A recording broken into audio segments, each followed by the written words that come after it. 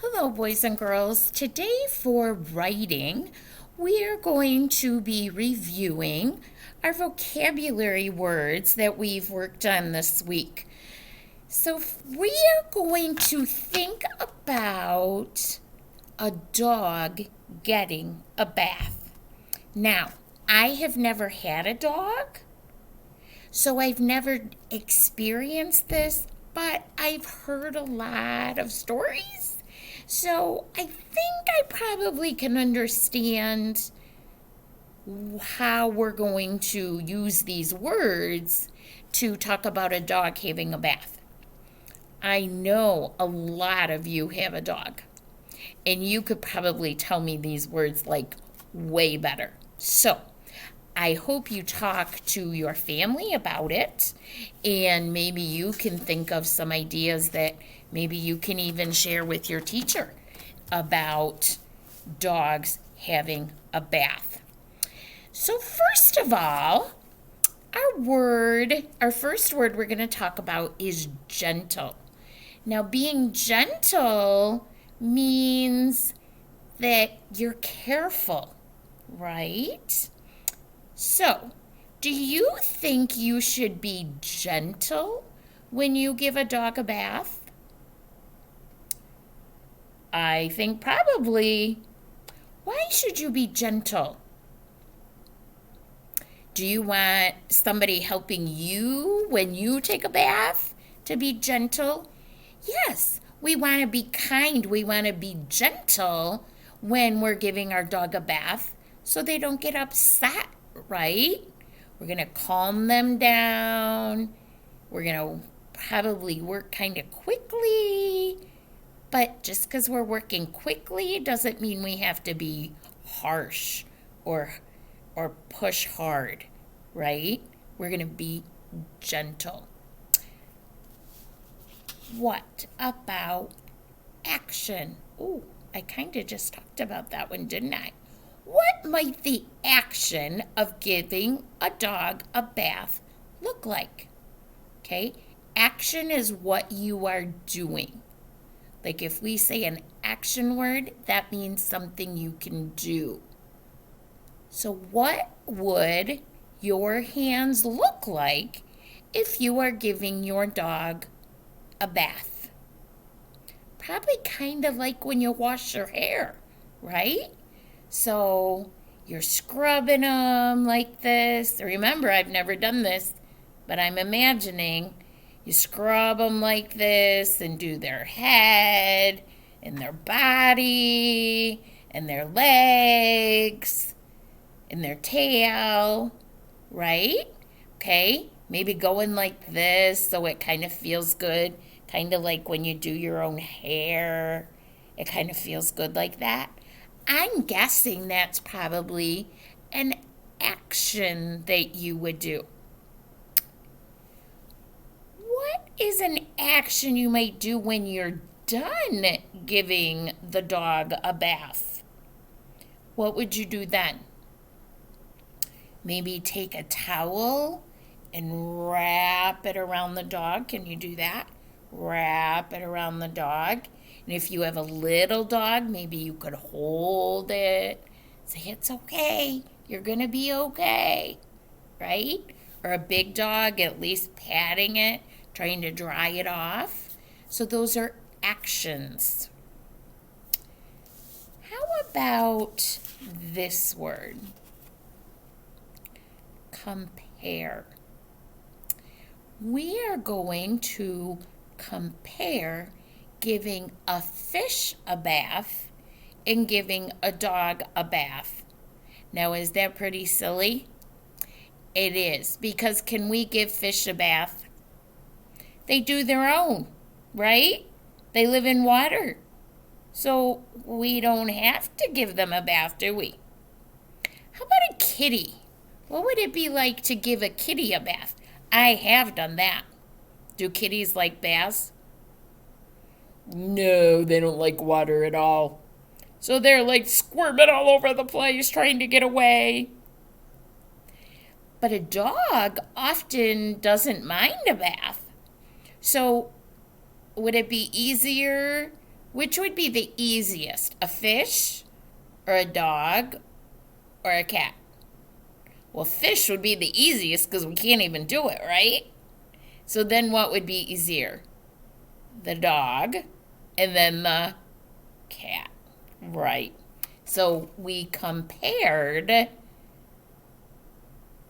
how to give different animals a bath.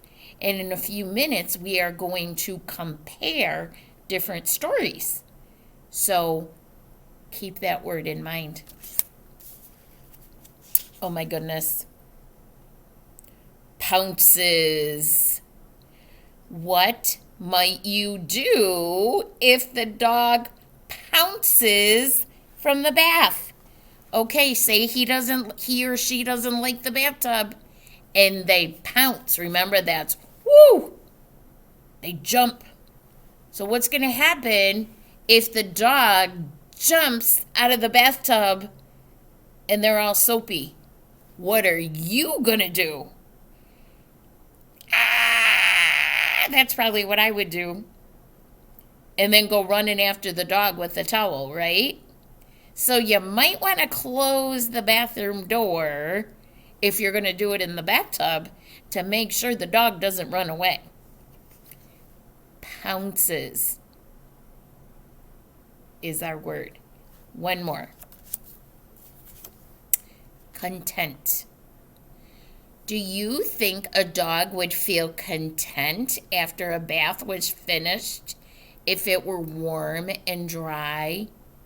Content means we're happy with the way things are, that we're okay. We're not crabby, we're not freezing, we're okay. Content means we're good, we're okay. How could you make a dog feel that way after a bath? We kind of said it already in our actions. Wrap them in a towel, hold them, maybe go sit by the fireplace if you have one so that they can get warm and dry. Go out in the sunshine if it's daytime so that they can get warm and dry. So if you think about how you are content and how you're like, I'm good, I'm having a good day, life is okay, your dogs can feel the same way. They can feel content because they're clean, they're not itchy, they're not all muddy, and they feel loved. All right, there is our vocabulary. Now, one more thing we're going to do before we go to our next video is we are going to make a list of words that rhyme with cat. We had a story, 2 stories about cats this week. Our big book was about cats, and then our nursery rhyme was about cats. And we're going to talk about both of those in a minute. So I am going to think of other words that rhyme with cat. That means, like Mrs. Batari says, that at. So if I say at, that at part is the same, isn't it? So cat, now I'm going to put an H on it. And what do I have? I have the word hat. What if I put a B? What would I have? Bat. Good. Let's go back. Cat, hat, bat. How about an S? What would that be? Sat. Good. How about this one? would that be? Mat. Good. I thought of a couple more. You ready? How about pat? Good. How about